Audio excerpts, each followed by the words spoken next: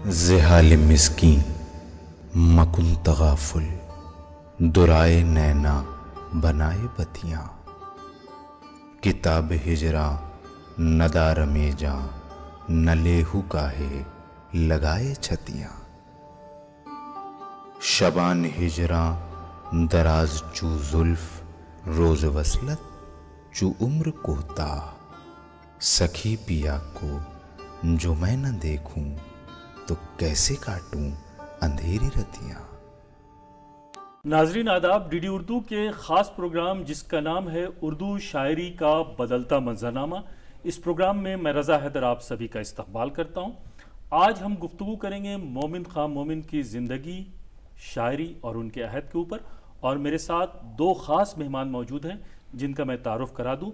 میرے پہلے مہمان ہیں پروفیسر فاروق انصاری صاحب، جن کا تعلق NCERT سے ہے، آپ وہاں اردو کے پروفیسر ہیں، اور میرے دوسرے مہمان ہیں ڈاکٹر شفیع ایوب صاحب، آپ کا تعلق جواہر لال نہرو یونیورسٹی سے ہے اور آپ وہاں اردو لٹریچر پڑھاتے ہیں۔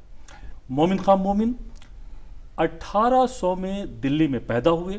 مومن خاں مومن کا دور اردو شعر و ادب کا نہایت ہی سنہرا دور تھا۔ غالب، ذوق، شیفتہ، آزردہ جیسے شعراء اردو شعری منظرنامے پر ان کی شاعری جگمگا رہی تھی۔ ایسے دور میں مومن خاں مومن نے اپنی شاعری کا آغاز کیا۔ تو ناظرین، آج مومن کے تعلق سے بہت سارے سوالات ہوں گے کہ پہلا سوال پروفیسر فاروق انصاری صاحب سے کروں۔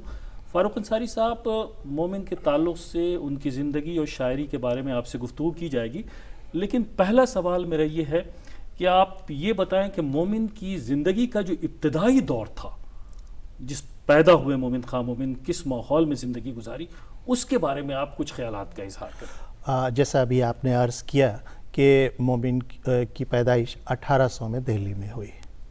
آپ کے جو آبا و اجداد، دادا نامدار خاں اور کامدار خاں، دو بھائی تھے، اور دونوں 1761 میں جب شاہ عالم کا ضمانت عہد ہے ان کا، اس وقت وہ دہلی آئے تھے کشمیر سے۔ چونکہ علم طب کے ماہر تھے تو یہاں پر آ کر جو ہے وہ اسی فن میں کی وجہ سے جو ہے وہ شاہی ملازمت انہوں نے اختیار کر لی تھی، اور شاہی طبیب کی حیثیت ان کو دی گئی تھی، اور جو دہلی کے پاس میں نارنول پرگنہ ہے وہاں کی جو ہے جاگیر ان کو ادا کر دی گئی تھی۔ تو اس طرح سے جو ہے ان کا اس شاہی گھرانے سے تعلق ہوا۔ پھر اس کے بعد جو ہے مومن خاں کے والد غلام نبی خاں، وہ بھی حکیم تھے، علم طب کے ماہر تھے، اور جو ہے اس زمانے میں لیکن یہ تھا کہ حالات بدل رہے تھے بڑی تیزی سے۔ سلطنیہ جو مغل سلطنت تھی وہ اپنا اس کا دائرہ سمٹتا چلا جا رہا تھا۔ ایسٹ انڈیا کمپنی جو ہے وہ بڑی تیزی سے جو ہے ان تمام علاقوں پہ قبضہ کرتی ہوئی چلی جا رہی تھی۔ نارنول کا جو علاقہ تھا وہ بھی ایسٹ انڈیا کمپنی کے قبضے میں آ گیا۔ اس کے بعد جو ہے پھر ایک پینشن مقرر کر دی گئی تھی ان کے گھر کے لیے، اور جو جھجر کی ریاست تھی وہاں سے یہ ہوا تھا کہ اس کے شاہی خزانے سے، جھجر کا جو ریاست کا خزانہ تھا، اس سے 1000 روپے سالانہ کی پینشن جو ہے ان کے گھر کے لوگوں کے لیے مقرر کر دی گئی تھی، جس کا ایک حصہ جو ہے ان کے والد غلام نبی خاں صاحب کو جاتا تھا۔ تو یہ اس طرح سے یہ سلسلہ 1800 میں آپ کی پیدائش ہوئی مومن خاں مومن کی۔ ابتدائی تعلیم گھر پر ہوئی، چونکہ غلام نبی شاہ عبدالعزیز صاحب سے بہت عقیدت رکھتے تھے، اور پھر یہ ہوا کہ مومن کی پیدائش کے بعد جو ہے ان کو بلایا گیا، اور انہوں نے کان میں اذان دی، جیسے کہ شواہد موجود ہیں۔ کان میں اذان دینے کے بعد انہوں نے ہی ان کا نام جو ہے مومن خاں رکھا۔ تو پورے جو ان کا مذہب تھا اس حساب سے ان کی تربیت ہوئی، اور پیدائش کے موقع پہ وہ رسم و رواج بالکل جو انجام دی گئی۔ ایک چیز اور میں اس میں جوڑنا چاہوں گا، وہ یہ کہ وہاں ہوئی، اور پھر جو ہے ان کی ابتدائی تعلیم جو ہے وہ انہی شاہ عبدالعزیز کے مدرسے میں جو گھر کے پاس ہی تھا وہاں پر ہوئی ان کی ابتدائی تعلیم، اور وہی یہ سلسلہ پھر چل لیکن آگے چل کے وقت بدلتا چلا گیا، اور جب تھوڑی سا عربی فارسی انہوں نے کی، اور بہت ذہین تھے ابتدا، مطلب جو بھی سبق تھا وہ بہت ہی فوراً یاد جلدی کرنے حفظ کر لگتے لیتے تھے، اور جب قرآن شریف حفظ کر رہے تھے اس وقت 9 سال کی عمر تھی ان کی، اسی دوران جو ہے وہ عشق کا معاملہ ہوا۔ شفیع ایوب صاحب، ہر شاعر کی زندگی میں جی اور اس کے جو پورے شعری کمالات ہوتے ہیں اس میں عہد کا بھی بڑا امپورٹنٹ رول جی، ہوتا ہے، تو وہ عہد جو ہے اس کے بارے میں آپ ناظرین کو بتائیں کہ مومن خواہ مومن کی شاعری میں وہ جو عہد تھا اس کا کیا رول تھا؟ ہاں، مومن خواہ مومن جیسا کہ آپ نے بھی کہا اور پروفیسر فاروق انصاری صاحب نے بھی کہا کہ مومن خواہ مومن 1800 میں پیدا ہوئے، 1851 میں یا 52 میں ان کا انتقال ہوا۔ ایک وضاحت یہ ہے کہ بعض کتابوں میں سن پیدائش اور سن انتقال کے بارے میں ذرا سی تضاد ملتا ہے، کچھ 51 اور اور کچھ 52۔ جی جی، لیکن جہاں تک تحقیق ہوئی، جدید تحقیق کے مطابق 1800 میں سن 1800 میں ان کی پیدائش ہوئی تھی دہلی کے کچھ اچیلان میں، جیسا کہ فاروق صاحب نے عرض کیا، اور 1852 میں ان کا انتقال ہوا۔ ہوا جی۔ بعض کتابوں میں 1851 اور 1801 ان کی پیدائش کا سال بھی لکھا ہوا ہے۔ تو یہ وہ زمانہ ہے 1800 سے 1800، یعنی اس صدی کا بہت ہی اہم ہے، بہت تیزی سے تغیرات کا زمانہ ہے، بہت تیزی سے چیزیں بدل رہی ہیں۔ آپ ذرا ہم اثروں پہ غور کریں گے کہ وہ زمانہ ہے جو عہد زرعی جس کو کہتے ہیں اردو شاعری کا، یعنی میر کا زمانہ، وہ زمانہ ختم ہوتا ہے، اس کے فوراً بعد کا زمانہ ہے جب میر سودا درد جو روایت چھوڑ کے جاتے ہیں، اس روایت کے فوراً بعد کا زمانہ ہے مومن خواہ مومن کا زمانہ۔ اور جو 4 سب سے بڑے شاعر ہیں اس زمانے کے، وہ مومن خواہ مومن کے علاوہ خود غالب ہیں، مرزا غالب، بہادر شاہ ظفر، استاد ذوق، 4 بڑے شاعر۔ ان کے علاوہ صحبائی بھی اس زمانے میں ہیں، امام بخش صحبائی، اس زمانے میں مفتی اسد الدین آزردہ ہیں، آزردہ بھی ہیں، شیفتہ بھی ہیں، شیفتہ بھی ہیں۔ جی جی جی۔ تو یہ اتنے بڑے، اور یہ سب صرف شاعر نہیں تھے بلکہ یہ سب با کمال لوگ تھے۔ خود آپ مومن خواہ مومن کو جب ہم دیکھتے ہیں تو مومن خواہ مومن صرف شاعر نہیں ہے، اپنے زمانے کے بڑے نجومی تھے، علم نجوم میں جیوتش ودیا جس کو ہم کہتے ہیں، بہت بڑے جیوتشی تھے اپنے زمانے کے۔ جی جی وہ دست شناس کہتے ہیں، ہست ریکھا کے ماہر تھے، جی جی، ہاتھوں کی لکیریں پڑھتے تھے اور دیکھتے تھے اور بتاتے تھے۔ فاروق صاحب نے عرض کیا کہ طبابت، حکمت ان کے باپ دادا سے روایت چلی آئی تھی، ان کے والد بھی بہت بڑے حکیم تھے اپنے زمانے کے، اور انہی سے انہوں نے حکمت سیکھی، اور اپنے زمانے کے بڑے کامیاب فزیشین تھے مومن خواہ مومن۔ تو ریاضی داں تھے بہت بڑے، یہ کم لوگوں کو معلوم ہے کہ یعنی مومن ان خواہ کی مومن شاعری کے علاوہ حکمت، جی ہاں، ریاضی داں کا جو نجومی تھے، بہت بڑے نجوم، علم نجوم پہ ماہر تھے، فلکیات کے ماہر تھے، ستاروں کی گردش پہ نظر رکھتے تھے۔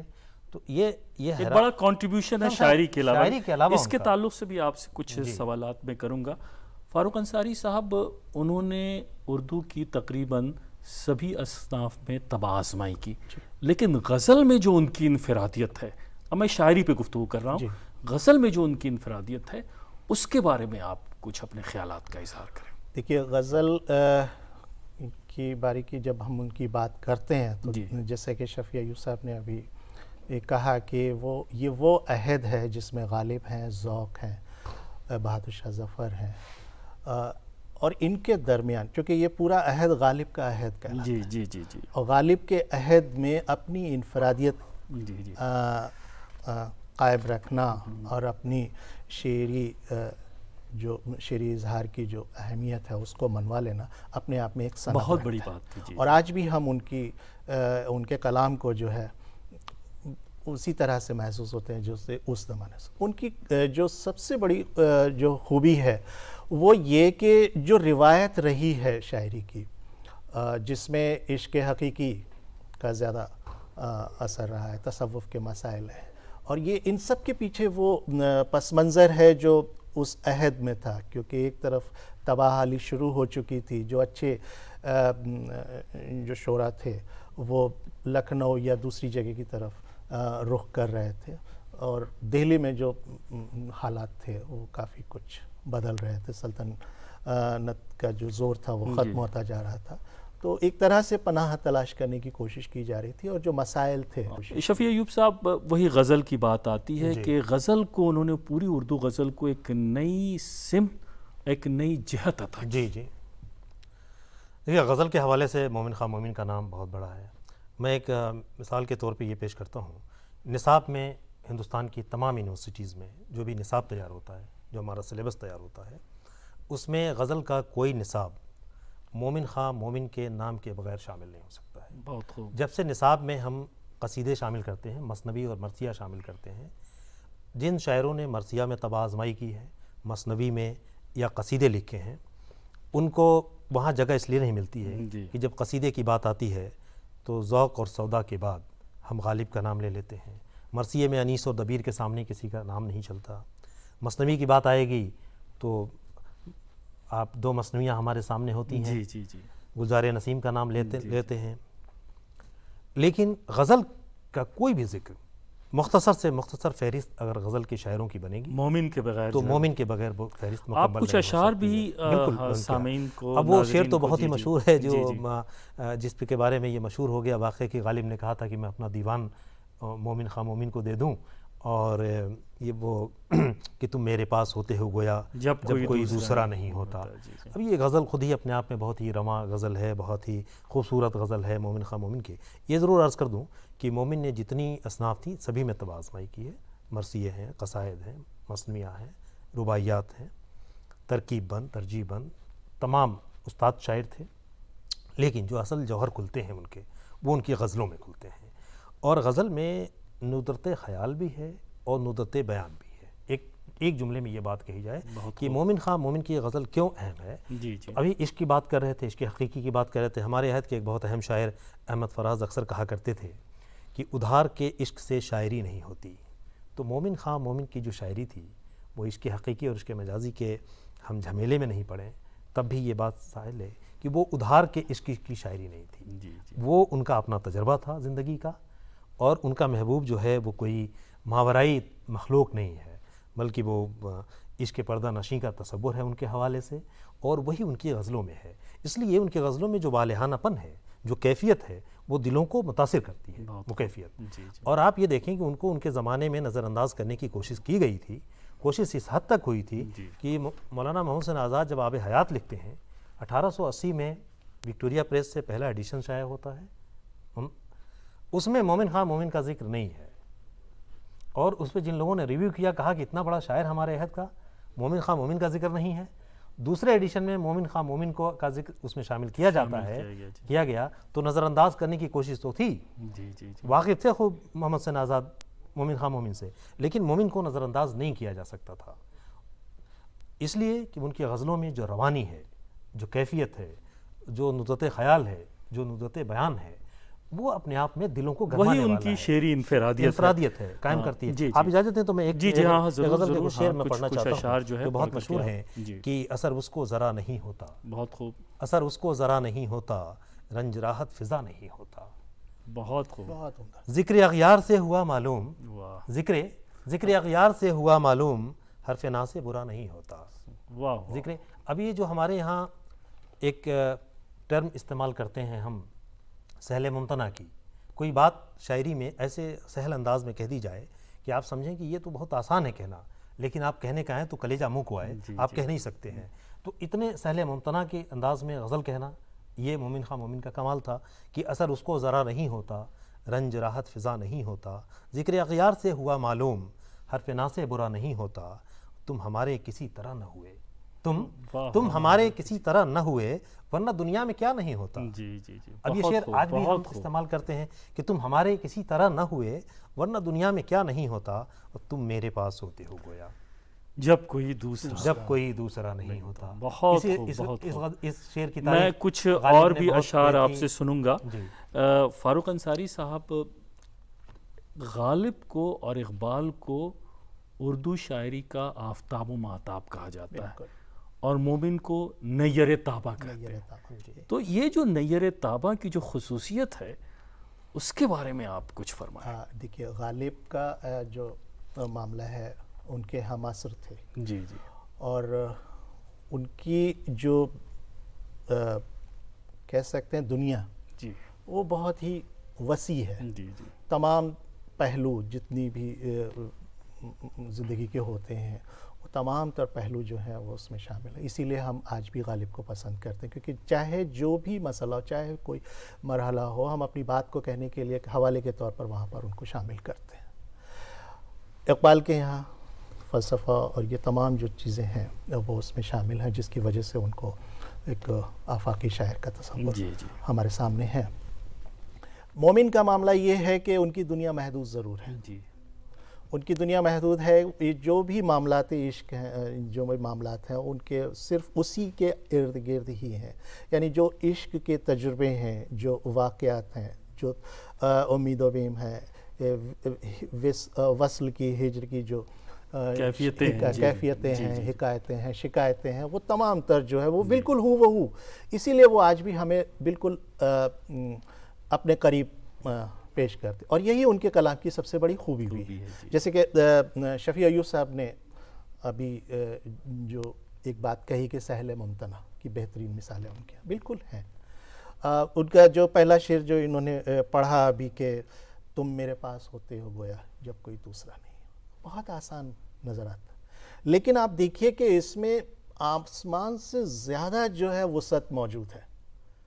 ایک اور چونکہ اس شعر کو بہت دفعہ پڑھا گیا، ایک اور شعر بہت زبان پر سبھی کے، عمر تو ساری کٹی عشق بتا میں مومن، آخری وقت میں کیا خاک مسلمان ہوں گے۔ مجھے لگتا ہے کہ یہ اتنا عام فہم شعر ہے کہ اردو ادب کا ہر طالب علم، چاہے وہ طالب علم ہو، استاد ہو، شاگرد ہو، سبھی کو شعر یاد ہے۔ بلکہ جی جی ایک خاص بات رضا حیدر صاحب یہ بھی ہے یہاں پہ کہ مومن خان مومن نے، جیسا کہ مومن نام بھی تھا اور مومن تخلص بھی تھا، جی جی ہمارے بعض شاعروں کے نام الگ اور تخلص الگ ہیں، مومن کا نام بھی مومن اور تخلص بھی مومن، انہوں نے مومن کے جو معنی ہوتے ہیں اس کا بہترین استعمال اپنی شاعری میں کیا ہے، اور ایسا کم شاعروں کے ساتھ ہوا ہے کہ اپنے تخلص کا، میں دو شعر سے پڑھنے کی اجازت چاہتا ہوں کہ اپنے تخلص کا کس خوبصورتی کے ساتھ استعمال کیا ہے۔ ایک تو یہی شعر جو آپ نے پڑھا کہ عمر ساری تو کٹی عشق بتا میں مومن، اب عشق بتا کا اور مومن سے تعلق دیکھیے کہ مومن کا کتنا خوبصورت استعمال کیا ہے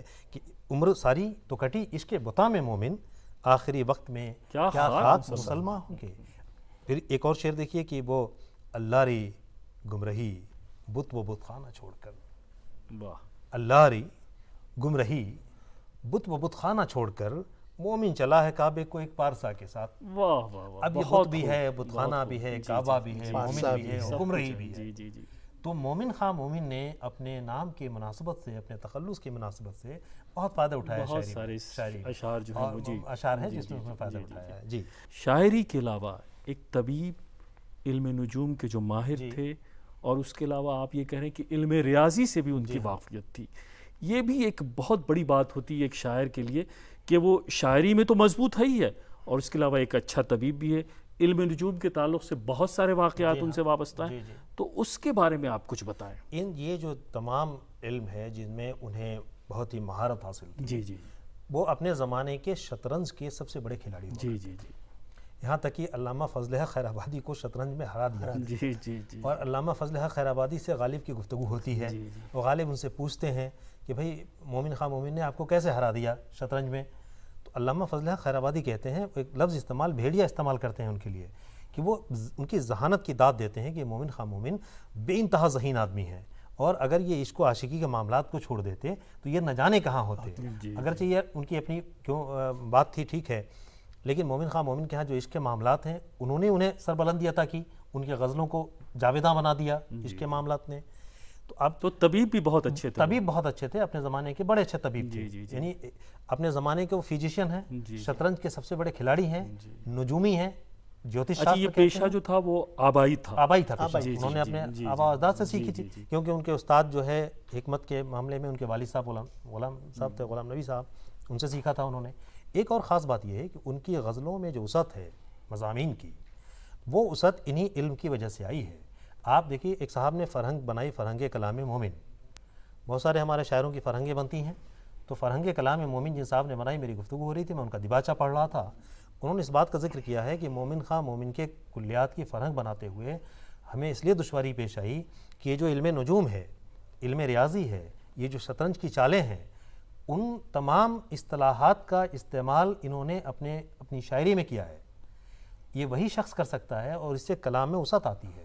تو مومن کے کلام میں اس لیے کیونکہ کچھ روز تک تو کسی کا کلام باقی رہ سکتا ہے، لیکن اتنے زمانے تک کوئی اپنی اہمیت کو بچا کے رکھے اور اس کی اہمیت کم نہ ہو، تو اس کا مطلب اس کی شاعری میں گہرائی ہے۔ فاروق انصاری صاحب، وہ عہد جو ہے 19ویں صدی کا، 1857 سے کچھ پہلے مومن خان مومن کا انتقال ہو چکا. مغلیہ سلطنت پوری طرح سے ختم ہو رہی تھی, انگریزوں کا تسلط بڑھتا جا رہا تھا. تو یہ جو پورا ایک خلفشار کا دور ہے, پرآشوب دور جسے کہتے ہیں, اس دور کے کیا کچھ اثرات ان کی شاعری میں ہمیں دکھائی دیتے ہیں؟ جی ہاں بالکل. جی دیکھیے اس سے پہلے میں یہ عرض کر دوں کہ اتنی ساری ان کی جو صلاحیتیں تھیں کہ اتنے سارے فنون میں جی اس کے ماہر تھے, تو ان کے بارے میں یہ کہا جاتا ہے کہ وہ جینیس شاعر تھے. جی ایک اصطلاح ان کے لیے استعمال کی جاتی ہے کہ مومن جو ہے ہماری شاعر بہت جینیس تھے. بے شک اس میں تمام چیزیں موجود تھیں اور ساری چیزیں ان کے ساتھ موجود تھیں, لیکن جو دنیا ان کی محدود ہوئی ہے غزل کے حوالے سے, لیکن اگر صرف غزل کی ہی بات کریں تو ایک معاملہ الگ ہے, لیکن ان کی جو دوسری اصناف ہے اس میں بھی جو ہے جو بھی حالات تھے ان سب سے ان کی جو شخصیت تشکیل پائی تھی. جی اور وہ اس طرف اشارہ کرتی ہے کہ ان کی جو طبیعت تھی جی وہ کسی ایک جگہ رکتی نہیں تھی. جی جی آپ دیکھیے کہ وہ جب مطب میں بیٹھتے ہیں تو نسخہ نویسی کرتے ہیں اور بہت ہی اچھے نسخے وہ کرتے ہیں. علم نجوم کی طرف آتے ہیں تو وہ جو ہے تعویذ گنڈے کا معاملہ بھی جو ہے وہ کرتے ہیں اور اس کے بھی جو ہے وہ بتا دیتے ہیں کہ تمہارا سامان کہاں غائب. ایسے بہت سارے واقعات موجود ہیں کہ کسی شخص کا سامان گم ہو گیا کہاں پر موجود. یہ ساری چیزیں. پھر اس کے بعد آپ دیکھتے ہیں ستاروں کی گردش, یہ تمام چیزیں بھی کرتے ہیں. ریاضی کے ماہر ہیں. پھر شطرنج کی طرف. یہ اتنی ساری چیزوں کے وہ خلفشار دور اور جو وہ دور ہے آس پاس بہت کرائسس کا دور ہے, ایک طرح سے پریشان ہے. دلی دھیرے دھیرے دھیرے دھیرے جو ہے وہ یہ مغلیہ سلطنت کا تسلط ہوا, انگریز بڑھتے تیزی سے چلے جا رہے ہیں. عام لوگوں میں جو بے چینی اور پریشانی ہے جس کا جو ہے 1857 کی اس میں جا کے پورا خاتمہ ہو جاتا ہے سلطنت کا, اور پوری طرح سے پورا سینیریو ہی بدل جاتا ہے. جی جی تو یہ جو شروع کے اثرات ان کی شاعری میں بھی, ان کی زندگی میں سب کچھ دکھائی, تو وہ کہیں نہ کہیں ان سب چیزوں کو بیان کرنے کی جگہ تلاش کرتے ہیں. شفیع صاحب بس یہ وہ کسی سے مروب نہیں ہوتے تھے. بالکل. قصائد بھی انہوں نے بہت سارے تحریر کیے, لکھے, لیکن ان قصائد کے بارے میں یہ کہا جاتا ہے کہ وہ شخصیات پہ کم تھے, مذہبی زیادہ تھے. تو ان قصائد کے بارے میں 1-2 منٹ میں آپ بتائیں. دیکھیں مومن خان مومن کی جو طبیعت تھی جی جی وہ قصیدوں کے لیے نہیں تھی. جی جی قصائد لکھے, استاد شاعر تھے, مہارت تھی, لیکن صرف ایک قصیدہ ایسا ہے جو مہاراجہ پٹیالہ نے ان کو تحفے میں ایک ہاتھی بھجوایا تھا. اس کا پس منظر کیا تھا؟ پس منظر یہ تھا کہ وہ خوش ہوئے تھے کسی بات کو لے کر کے, ان کا کوئی کلام ان تک پہنچا تھا اور وہ خوش ہوئے تھے اور تحفے کے طور پہ انہوں نے ایک ہاتھی بھجوایا تھا. اس زمانے میں کچھ اور لوازمات تھے اس کے ساتھ. تو مہاراجہ پٹیالہ کے لیے شکریہ کے طور پہ, ان کو خوش کرنے کے لیے نہیں. معاملات یہ تھا کہ ہمارے شاعر حضرات قصیدہ اس لیے لکھتے تھے, کسی نواب, کسی راجہ, کسی بادشاہ کے لیے قصیدہ لکھتے تھے, اس کی بے انتہا تعریف کرتے تھے, اس کے عوض میں انہیں کچھ حاصل ہوتا تھا. جاگیریں ملتی تھیں, کبھی خلعت اور کبھی انعام ملتے تھے. مومن کو اس کی ضرورت نہیں تھی. ایک اور بات کی طرف عرض کر دوں کہ زیادہ ہمارے ناقدین نے یا محققین نے مومن خان مومن کے بارے میں لکھا ہے کہ وہ بہت خوشحال تھے, انہیں کبھی کسی چیز کی ضرورت نہیں تھی. خطوط غالب کا ذکر بار بار آتا ہے لیکن انشاء مومن کا ذکر نہیں آتا ہے. پوری کتاب شائع ہوئی ہے جس میں فارسی خطوط شامل ہیں مومن خان مومن کے. بہت سارے خطوط لکھے ہیں انہوں نے, بہت اہم لوگوں کو خطوط لکھے ہیں, اور ان خطوط میں بہت سارے علمی معاملات کا ذکر کیا ہے اور اس میں اپنی پریشان حالی کا بھی ذکر کیا ہے. تو گویا کہ وہ مالی اعتبار سے پریشان ضرور تھے لیکن پھر بھی طبیعت اس طرف مائل نہیں تھی, تو قصیدہ نہیں لکھا. مذہبی شخصیات پہ قصائد لکھے ہیں, ان کی تعریف کی ہے انہوں نے, لیکن کسی راجہ, کسی مہاراجہ, کسی نواب اور کسی جاگیردار کی تعریف نہیں کی ہے. اس لیے ان کے اصل جوہر جو ہے وہ غزلوں میں کھلتے ہیں, اپنے ڈھنگ سے اپنی شاعری کرتے ہیں. بہت خوب. انہوں نے کبھی اپنی خودداری کو ظاہر نہیں. جی جی جی ہمیشہ وہ اسی کے, اور یہی وجہ تھی شاید کہ وہ زیادہ تر پریشان. ہر شاعر کا ایک مقصد ہوتا ہے, اس کی جو پوری شاعری ہوتی ہے اس کے جہاں بہت سارے مقاصد ہوتے ہیں, اس میں ایک مقصد یہ بھی ہوتا ہے کہ وہ پیغام دیتا ہے اپنی جنریشن کو بھی, آنے والی جنریشن کو بھی. کیا مومن خان مومن کی شاعری میں کوئی ایسا پیغام آپ دیکھتے ہیں؟ مومن کی شاعری کا اگر ہم پورا مطالعہ کریں تو جو چیز نظر آتی ہے وہ یہ کہ جو روایت ہے جی جی بہت خوب, اس سے انحراف. جی جی روایت جو چلی آ رہی ہے کلاسیکی ادب کی، جو روایت میر سے اور ہوتی ہوئی ہمارے یہاں تک پہنچتی ہے، جو اس طرح کے مضامین بیان کیے جاتے ہیں یا جس طرح سے زبان بندی کا معاملہ ہے، ان سب سے الگ ہٹ کر انہوں نے بہت ہی آسان الفاظ کا استعمال اور بہت ہی خوبصورتی کے ساتھ جو واقعات، جو تجربات ہیں، جو حقیقی تجربات ہیں، جو واقعی میں جو ان کے ساتھ گزرے ہیں، جو عام انسان کے لیے جو ہے زیادہ قریب ہیں اس کی زندگی سے، اس کو ظاہر کیا، اس کو پیش کیا. اسی لیے مومن کی شاعری جو ہے وہ آج بھی جو ہے ہم اسی طرح سے پڑھتے ہیں جس طرح سے ہمیں جو ہم سے وہ تقاضا کرتی ہے. بہت خوب. شفیع ایوب صاحب، ایک آخری سوال آپ سے یہ ہے، چونکہ آپ خود بھی ایک شاعر ہیں، تو اس دور کی شاعری یعنی مومن کے دور کی شاعری اور آج کی شاعری میں کتنا فرق آپ محسوس کرتے ہیں؟ ظاہر سی بات ہے، مومن کے دور کی شاعری اور ہمارے دور کی شاعری، ہر دور کی شاعری بلکہ اپنا ایک خاص ہنر رکھتی ہے. اس دور کے جو تقاضے ہوتے ہیں وہ اس شاعری میں ابھر کر کے سامنے آتے ہیں. خود مومن کے بارے میں آپ نے کہا کہ خلفشار کا زمانہ تھا. دیکھیے 1857 کا واقعہ ابھی ہوا نہیں تھا، 1851 میں 52 میں ان کا انتقال ہو گیا، لیکن حالات تو بن رہے تھے. تو ان حالات کا ذکر کہیں نہ کہیں ان کی شاعری میں ہے. ابتدا میں ہی ہماری گفتگو کے پروفیسر فاروق انصاری صاحب نے شاہ عبدالعزیز کا ذکر کیا، شاہ عبدالقادر کا ذکر کیا، ان کی شہادت کا ذکر، وہ ذکر ان کی شاعری میں موجود ہے. مومن خواہ مومن جیسا آدمی اس شاعری میں افضل سے افضل عبادت مبارک کی بات کرتے ہیں، شہادت کی تمنا کرتے ہیں. تو وہ حالات بن رہے تھے، وہ ان کی شاعری میں ہے. دوسری بات ان کی غزلوں کے حوالے سے جو ان کی خوبی ہے وہ یہ ہے کہ اس غزل میں تغزل بہت ہے، نغمگی ہے، موسیقی ہے. اسی لیے ہمارے جو غزل سنگرز ہیں، جو غزل گانے والے ہیں، آج کے گانے والے ہیں، وہ مومن خواہ مومن کا کلام گانا پسند کرتے ہیں. لوگ اس کو سننا پسند کرتے ہیں اس نغمگی، اس تغزل کی وجہ سے. آپ اجازت دیں تو ایک بہت مشہور غزل کے دو ایک شعر ہیں، وہ جو ہم میں تم میں قرار تھا، وہ جو ہم میں تم میں قرار تھا، تمہیں یاد ہو کہ نہ یاد ہو. اب اس میں دیکھیے موسیقی ہے، تمہیں یاد ہو کہ نہ یاد ہو، وہی یعنی وعدہ نباہ کا، تمہیں یاد ہو کہ نہ یاد ہو، وہ جو ہم میں تم میں قرار تھا، تمہیں یاد ہو کہ نہ یاد ہو. وہ کہتے ہیں کہ کبھی ہم بھی تم بھی تھے، کبھی ہم میں تم میں بھی چاہتی، کبھی ہم میں تم میں بھی چاہ تھی، کبھی ہم سے تم سے بھی راہ تھی، کبھی ہم بھی تم بھی تھے آشنا، تمہیں یاد ہو کہ نہ یاد ہو، تمہیں یاد ہو کہ نہ یاد ہو. کوئی بات ایسی اگر ہوئی کہ تمہارے جی کو بری لگی. اب یہ گفتگو کا انداز ہے جو شاعری بنتی ہے، اسی لیے یہ شاعری دلوں میں اتر جاتی ہے کہ کوئی بات ایسی اگر ہوئی کہ تمہارے جی کو بری لگی تو بیاں سے پہلے ہی بھولنا، تمہیں یاد ہو کہ نہ یاد ہو. بہت بہت شکریہ. تو ناظرین، آج ہم گفتگو کر رہے تھے مومن خواہ مومن کی زندگی اور ان کی شاعری پر، ان کے عہد پر بھی گفتگو ہوئی. اگلے ایپیسوڈ میں ہم پھر ملیں گے کسی نئے شاعر کی زندگی کو لے کر کے، اس کی شاعری کو لے کر کے اور نئے مہمانوں کے ساتھ. تب تک کے لیے آپ ہمیں اجازت دیجیے. آداب. زحال مسکین مکن تغافل، درائے نینا بنائے بتیاں، کتاب ہجراں ندار میں جاں، نہ لیہو کاہے لگائے چھتیاں. شبان ہجراں دراز چو زلف، روز وصلت چو عمر کوتاہ، سکھی پیا کو جو میں نہ دیکھوں تو کیسے کاٹوں اندھیری رتیاں.